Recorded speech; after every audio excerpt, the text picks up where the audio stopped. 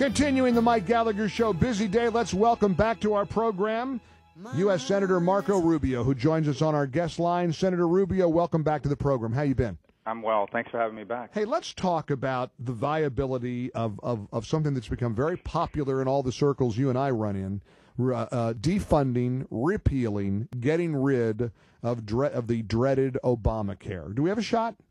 I do. I believe we do. It's really a matter of willingness. Let me tell you why. Okay, it's interesting. You know, what if we passed? Let's say we passed a short-term budget. I'm against these short-term budgets, but for purposes of this Obamacare thing, I'm willing to vote for one because it's so bad for the country. So what the president's basically saying is that if Congress passes a short-term budget that funds all of the government but simply does not fund the implementation of Obamacare because of all the problems it has, that he would veto that. So I view that as the president threatening to shut down the government. And I think that we have a really legitimate reason for why we shouldn't pay for Obamacare, irrespective of how people voted on it or who they voted for president. As this thing gets closer and closer to being implemented, we are starting to see the dramatic impacts that it's going to have on our economy and in particularly on small businesses and on the middle class. You know, people that work full-time that are now going to get pushed to part-time. Just today, a report from the insurance commissioner in my home state of Florida that said that in the individual market, where a lot of small business owners are, their rates are going to go up by 30 to 40%. I mean, how can we not look at those things and say, you know, we really shouldn't be doubling down on this idea? That's why I wrote a piece yesterday that said, only in Washington do we double down on bad ideas. You know, Coke, when Coke came out with new Coke and it was a disaster, they knew when it was time to pull the plug and go back to their original formula and start from there, but not in Washington. When something is going wrong, they just do more of it. You know, I couldn't help but notice there's a guy running for office in, I think, in New Jersey, and I heard his local TV ad in the New York media market, and he's a liberal Democrat, and he's proud of his, I think his name is Pallone, and he's bragging about his record, and in his TV commercial, he bragged about helping implement the Obamacare. And I thought, man, you're really almost a dying breed. Even Democrats, Senator Rubio, seem a little reluctant to be within 100 yards of Obamacare. Well, it's interesting. Yesterday, a liberal Democrat from South Florida, where I live, went down to the southernmost tip of the United States, Key West, and he, which is, you know, votes pretty liberal, both in every version of elections. He met a 91-year-old lady who immediately expressed deep concerns about the rising costs of Obamacare and losing access to her hospital and to her doctor, who she's happy with. So, again, as I tell people, this is not a partisan issue. It's not even an ideological issue right now. I think both Republicans and Democrats, liberals and conservatives are going to be hurt badly. This is going to hurt every American in some way, shape, or form, and we should not be continuing to pour taxpayer money into a program that's destined to collapse, but more importantly is destined to really hurt our ability to grow jobs and our economy. What I really do appreciate, Senator, is your continual reference to the proper role of government. You know, and perhaps that is a real ideological rift, isn't it? That's a split. That's a division. Well, if people point to Washington, they say it's broken, they can't come to consensus on anything. I think the underlying reason why is because for the first time in a long time, we have a deep fundamental disagreement on what the proper role of government. I mean, usually, despite differences in approach, you've had some level of consensus on the fact that the government should not be involved in every aspect of our economy and certainly not involved in trying to manage it. You don't have that anymore. You have people here who truly believe, including the president, who truly believe that the way you grow the economy is you get the government more involved in the economy, and that the way you create prosperity is that you get the government involved in redistributing wealth.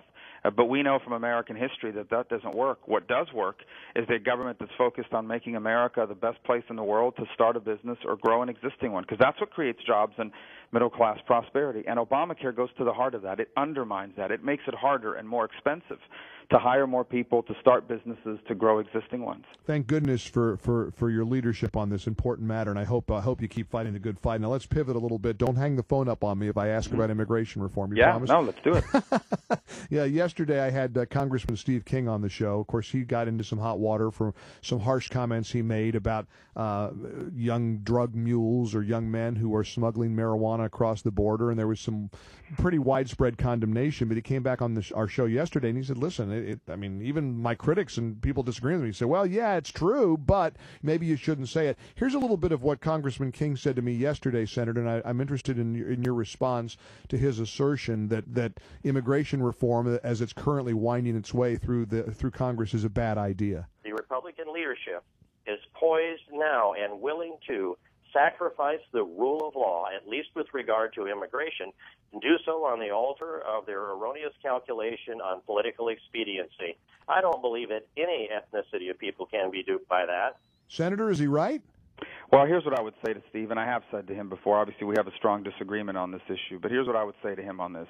If I went on your show today and said, look, I have a plan for immigration, here's my plan. My plan is that everyone who's in the country illegally now, we're not really going to try to find out who they are. We're going to let them stay here for the rest of their lives. We're not going to deport them. We're not going to give them citizenship or even legality, but, we're going to let them stay. Depending on where they work, they may or may not have to pay taxes. We're not going to give them any federal benefits, but if they get sick, they can go to the nearest emergency room and get that for free. If they have children, they'll be U.S. citizens, and, of course, they'll be entitled to all the benefits that come from that. And we're not going to do anything to increase border security or E-Verify just to waste the money. If I said that to you, if I said that's my plan, you would say, well, that's a pretty bad plan. Yep. Well, my argument is that is exactly what's in place right now. Right. If we do nothing, that is our plan. And so my point is, if people don't like the plan we came up with, and I'm not claiming it was perfect, I never did, I can assure you that when you have to negotiate with some of the people we negotiated with, you're going to have some things in there that aren't positive. But that's why we're glad to have a Republican majority in the House, so they can take upon what we did and make it better. And I hope that Congressman King and others will engage in that effort. I think the House deserves the space and the time to come up with the right solution. But if we don't do anything, we're going to basically be left with that horrible plan that I just outlined to you. See, I keep coming back to that point, and I have people who are mad at me for even opening, putting it on the table and looking at your plan. Doing nothing is amnesty. That is absolute amnesty. You want amnesty? Keep it the way it is. And that's what I learned when I got here. I told people when I ran for office I was against blanket amnesty, and I didn't want to see it.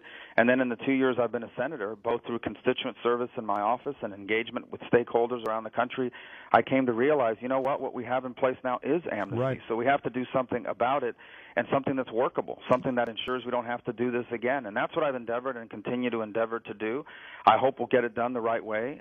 Obviously, I think we have some other major issues that are more important some of those that are issues, facing our country. and some of those issues, Senator Rubio, you got to be frustrated at some of the shenanigans. Like George Will points out, according to the Senate now, Nevada has become a border state, so that Majority Leader Harry Reid's constituents can feast on border security pork. I mean, you got to admit, there's a lot of shenanigans going on with this thing right now. Well, I would add to that 40% of, I'm not defending the decision to do that, but I would say to you that 40% of our illegal immigration are people that come here legally and overstay. So anyone who has an international airport or international flights that connect over to you is theoretically a border state, when 40% of the people that are coming in legally, probably on airplanes. Right. So the bottom line is that this is a problem that it impacts the entire country.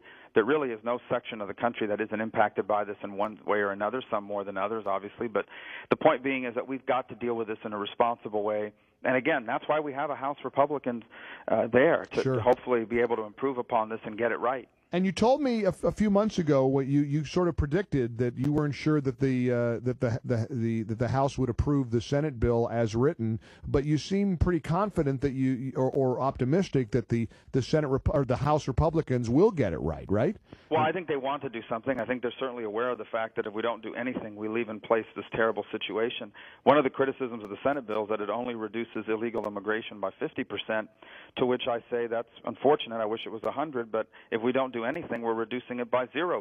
Yeah, 50%. So I think the House is going to try to make that right. 50% is a good start, is it not?